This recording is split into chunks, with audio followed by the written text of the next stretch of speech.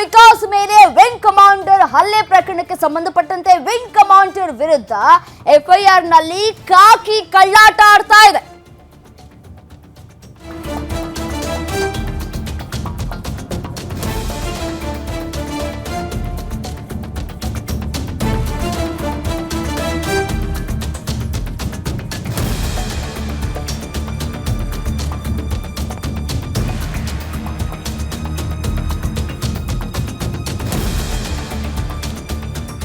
Wing ಕಮಾಂಡರ್ನಿಂದ ಯುವಕನ ಮೇಲೆ ಹಲ್ಲೆ ವಿಚಾರಕ್ಕೆ ಸಂಬಂಧಪಟ್ಟಂತೆ ಎಫ್ಐಆರ್ ಏನೋ ದಾಖಲಾಗಿದೆ. ಎಫ್ಐಆರ್ ನಲ್ಲಿ ಏನು ಉಲ್ಲೇಖ ಮಾಡಲಾಗಿದೆ ಅನ್ನುವಂತಹ ಪ್ರಶ್ನೆ.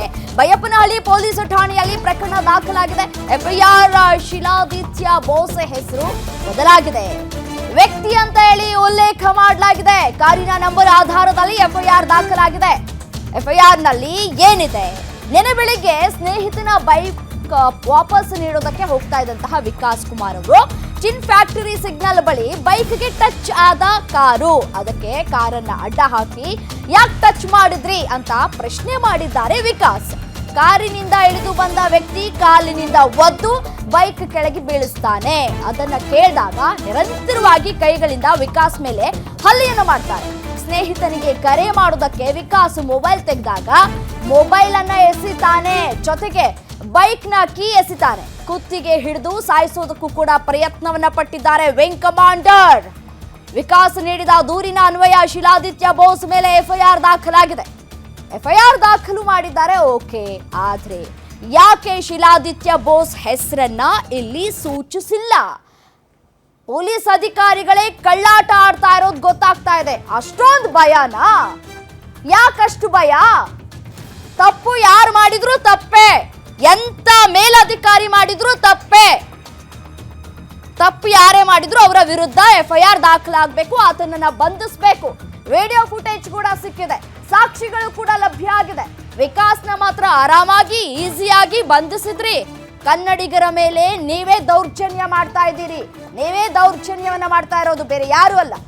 ಈ ರೀತಿಯಾದಂತಹ ಅನ್ಯಾಯ ಆಗಿದ್ರೂ ಕೂಡ ಪೊಲೀಸ್ ಇಲಾಖೆ ಕಣ್ಮುಚ್ಚಿ ಕೂತಿದೆ. ಎಫ್ಐಆರ್ ಪ್ರತಿಯಲ್ಲಿ ವಿಂಗ್ ಕಮಾಂಡರ್ ಶಿಲಾದಿತ್ಯ ಹೆಸರನ್ನ ಯಾಕೆ ಮೆನ್ಷನ್ ಮಾಡಿಲ್ಲ? ಅವರ ಕಾರಿನ ನಂಬರ್ ಹಾಕಿದ್ದೀರಿ ಸರಿ, ವಿಕಾಸ್ ಕಂಪ್ಲೇಂಟ್ ಕೊಟ್ಟಾಗ ಅವರ ಹೆಸರನ್ನ ಕೂಡ ಹೇಳಿದಾರಂತೆ. ಬಟ್ ಆದ್ರೆ ನೀವು ಯಾಕೆ ಮೆನ್ಷನ್ ಮಾಡಿಲ್ಲ? ಯಾಕೆ? ಪ್ರಶ್ನೆಗಳು ಕಾಡ್ತಾ ಇದೆ. ಇದೀಗ ನಮ್ಮ ಪೊಲೀಸ್ ಇಲಾಖೆಯೇ ಕಣ್ಣು ಮುಚ್ಚಿ ಕುಳಿತಿದೆ.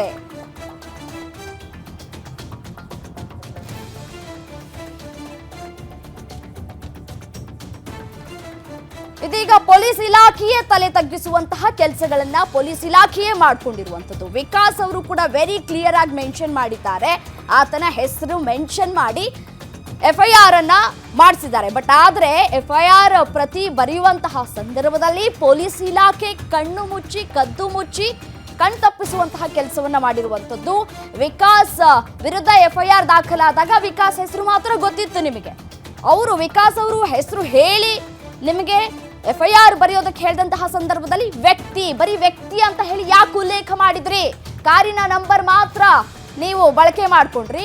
ಕಾರಿನ ನಂಬರ್ ಆಧಾರದಲ್ಲಿ ಎಫ್ಐಆರ್ ದಾಖಲಾಗಿದೆ. ಯಾಕೆ ಇಷ್ಟೊಂದು ನಿರ್ಲಕ್ಷ್ಯ ಅಂತ ಹೇಳಿ? ವಿಂಗ್ ಕಮಾಂಡರ್ ಅಂತಂದ್ರೆ ಅವನಿಗೇನು 2 ಕೊಂಬಿರುತ್ತಾ?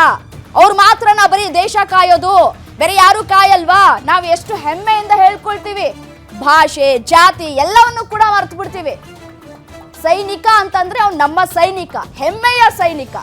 ಅದು ಯಾವುದೇ ರಾಜ್ಯದಾದ್ರೂ ಆಗ್ಲಿ ಅಥವಾ ಬೇರೆ ಬೇರೆ ರಾಜ್ಯಗಳಿಂದ ಅವರು ಸೈನಿಕರಾಗಿ ಕರ್ತವ್ಯ ನಿರ್ವಹಿಸ್ತಾ ಇದ್ರು ಆದ್ರೂ ಸರಿಯೇ, ಆತ ಸೈನಿಕ ಅಷ್ಟೇ. ನಮಗೆ ನಾವು ಅಷ್ಟೇ ರೆಸ್ಪೆಕ್ಟ್ ಕೊಡ್ತೀವಿ, ಅಷ್ಟೇ ಮರ್ಯಾದೆಯನ್ನು ಕೂಡ ಕೊಡ್ತೀವಿ. ನಮ್ಮ ಕರ್ನಾಟಕದ ಜನತೆ ಸೈನಿಕರು ಅಂದ ತಕ್ಷಣ ಪ್ರೀತಿ, ವಿಶ್ವಾಸ, ಸ್ನೇಹ ಎಲ್ಲವನ್ನ ಕೊಡ್ತಾರೆ.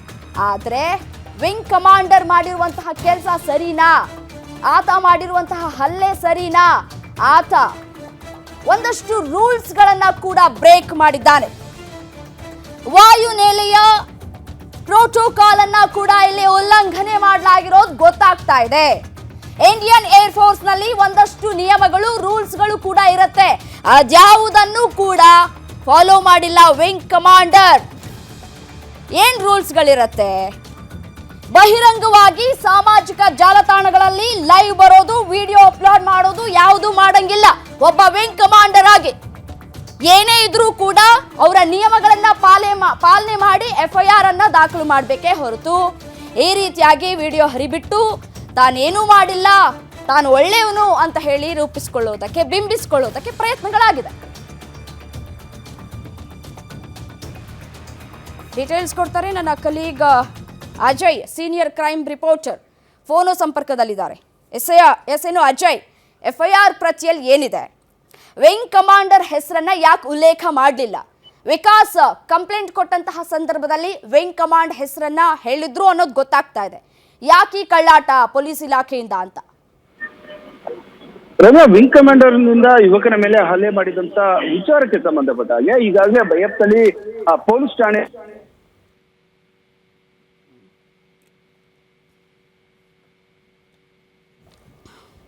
ರೈಟ್ ಅಜಯ್, ನನ್ನ ಧ್ವನಿ ಕೇಳಿಸ್ತಾ ಇದೆ ಅಂತ ಭಾವಿಸ್ತೀನಿ. FIR ಪ್ರತಿಯಲ್ಲಿ ಯಾಕೆ ವಿಂಗ್ ಕಮಾಂಡ್ ಹೆಸರು ಉಲ್ಲೇಖ ಆಗಿಲ್ಲ? ಪೊಲೀಸ್ ಇಲಾಖೆಯ ಕಳ್ಳಾಟ ಯಾಕಷ್ಟು ಭಯ ಇಲಾಖೆಗೆ, ಪೊಲೀಸ್ ಇಲಾಖೆಗೆ?